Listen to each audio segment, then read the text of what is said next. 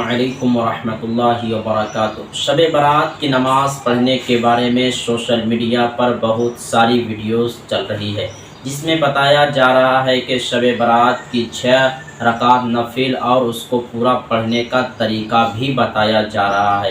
میرے عزیزوں، میرے بھائیوں، میری بہنوں، میں آپ لوگوں کو ہمیشہ دین کی صحیح باتیں سمجھانے کی کوشش کرتا ہوں۔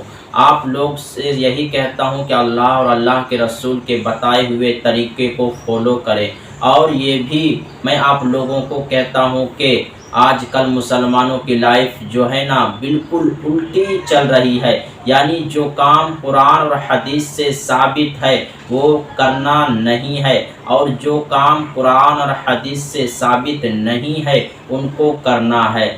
اور ان کاموں سے اگر روکا جائے کہ بھائی یہ قرآن اور حدیث سے ثابت نہیں ہے جو آپ کام کر رہے ہو، تو لوگ کہتے ہیں کہ بھائی قرآن اور حدیث میں منع کہاں لکھا ہے۔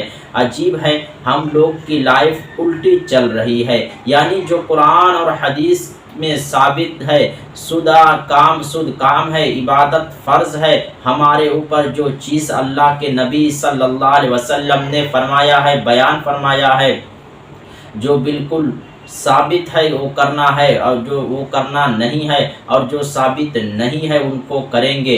اور اگر کوئی روکے گا، کوئی بتائے گا کہ بھیا یہ قرآن اور حدیث میں ثابت نہیں ہے، تو کہتے ہیں کہ منع کہاں لکھا ہوا ہے، یعنی جو کام کرنے کے لیے حضور نے فرمایا ہے وہ کریں گے نہیں، اور جو کرنے کو نہیں فرمایا ہے ان کو کریں گے، اور کوئی روکے تو اسے منع کہاں لکھا ہوا ہے۔ میرے عزیز بھائیوں، میری بہنوں، یہ شیطانی دھوکہ ہے، یہی بدعت ہے اور صراط المستقیم سے ہٹے ہوئے راستے کی خوبصورتی ہے کہ شیطان ہمیں گمراہ کرنے کے لیے جو کام قرآن اور حدیث سے، حضور سے، صحابہ سے، بزرگان دین سے ثابت نہیں ہے ان کو خوبصورت بنا کے ہمارے سامنے رکھاتا ہے۔ اس لیے آپ نے دیکھا ہوگا کہ جو لوگ ان کاموں کی طرف خوب توجہ کرتے ہیں اور خوب حضور علیہ الصلوۃ والسلام سے ثابت ہے کہ جن کو سنت کہا جاتا ہے، جن کو واجب کہا جاتا ہے،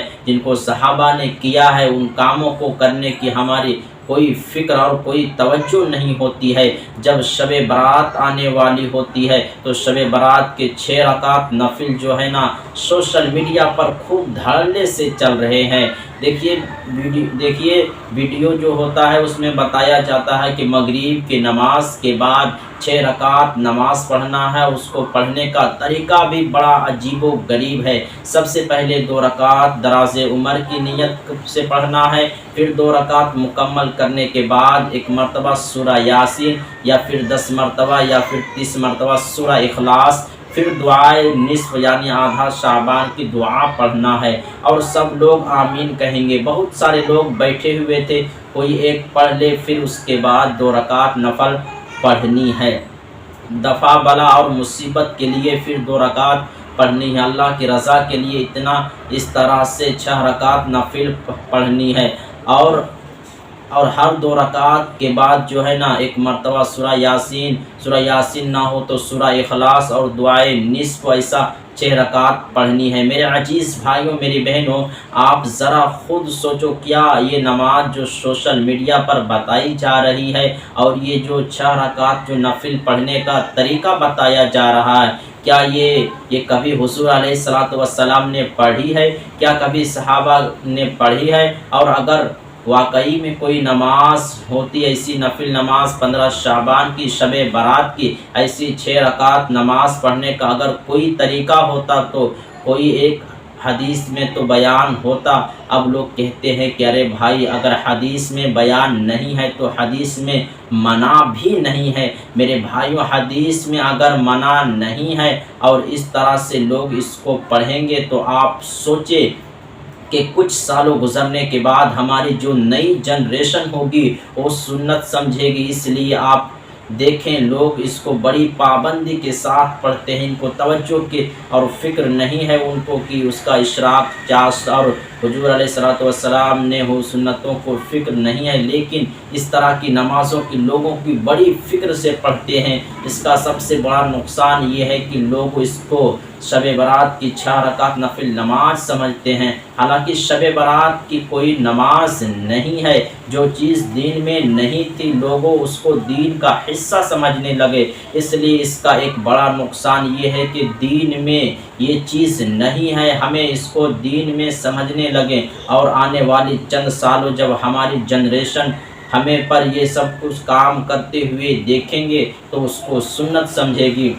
سب سے بڑا نقصان یہ ہوتا ہے، اس لیے اس طرح کی کوئی نماز نہیں ہے۔ اگر اس طرح کی 6 رکعت نفل نماز ہوتے تو صحابہ کرام کبھی بھی تو پڑھتے۔ بھائی صحابہ کرام کی زمانے میں صحابہ کرام 1,24,000 تقریباً صحابہ کرام ان کی لائف میں کتنی مرتبہ شب برات آئی ہوگی، ان کی زندگی میں کتنی مرتبہ 15 شعبان کی راتیں آئی ہوگی، کہیں ایک واقعہ حدیث نہیں ملتی ہے آپ کو کہ 6 رکعت نفل نماز اس طرح سے دفع بلا اور عمر دراز اور یا فلاں اس طرح سے یہاں پڑھو، اس طرح سے یہاں پڑھو، آپ کو ایک حدیث نہیں ملے گی۔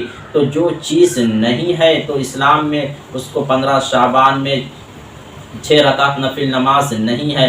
ارے میرے بھائیوں، ہمارے نبی صلی اللہ علیہ وسلم کی نماز بتائی ہے، ہمارے نبی نے اشراق بتائی، چاشت بتائی ہے، تہجد بتلائی ہے، صلاۃ التوبہ بتائی، صلاۃ الحاجات بتائی ہے، ہمارے نبی نے کسوف بتائی اور دیگر نماز بتائی ہے، ہمارے نبی نے ساری نمازیں بتا دی ہے۔ اگر اس طرح کی کوئی نماز ہوتی تو حضور نہیں بیان فرماتے؟ حضور کا دین کیا مکمل نہیں تھا؟ حضور علیہ الصلوۃ والسلام کا دین مکمل ہے، تو اگر اس طرح کی کوئی نماز ہوتی حضور بتاتے کہ نہیں بتاتے؟ اس لیے آپ کو شب برات کی نماز آپ اس کو شب برات کی نماز مت سمجھو۔ سارا معاملہ دین جو ہے نا وہ سمجھنے کا ہے۔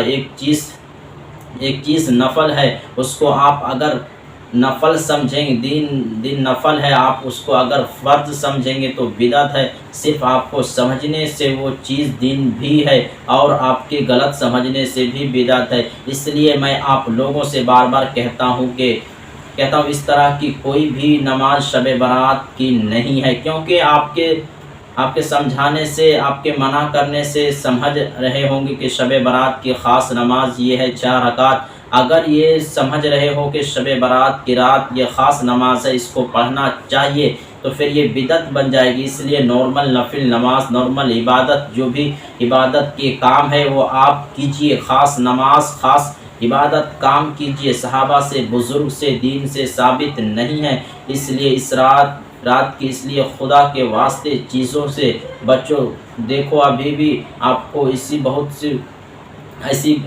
سی اس طرح سے نمازیں مل جائیں گی، 8 رکعت، 10 رکعت، 20 رکعت نفل نماز بتا سکتا ہوں، بہت زبردست طریقے سے ایک دم تگڑا لگا کے بتا سکتا ہوں نا، اور میرے سے کوئی بولے گا بھی نہیں کہ حدیث میں منع کہاں ہے۔ لیکن میرے بھائیوں، اللہ کو منہ دکھانا، اس لیے صراط المستقیم پر آئیے، صحیح راستے چوز کیجیے، غلط راستوں سے بچیے۔ جتنا شریعت نے بتایا ہے اس کو اتنا ہی لیول پر رکھیے، اس کو اتنا ہی منا لیجیے۔ اسی طرح سے نام دین ہے، اور اس کے آگے بڑھنا یا پیچھے ہٹنا جتنا حضور نے بیان فرمایا ہے اتنا بس کرنا ہے۔ شب برات کی کوئی خاص نماز نہیں ہے، آپ جتنا چاہو نفل پڑھو، جتنا چاہیں قضا نمازیں پڑھو، جتنا چاہو قرآن پڑھو، جو بھی عبادت کے کام ہے جتنے چاہو کرو۔ اس طرح کی خاص وظیفہ، خاص نماز نہیں ہے۔ اس لیے ان نمازوں سے خدا کے واسطے بچو، ورنہ آنے والی چند سالوں میں جو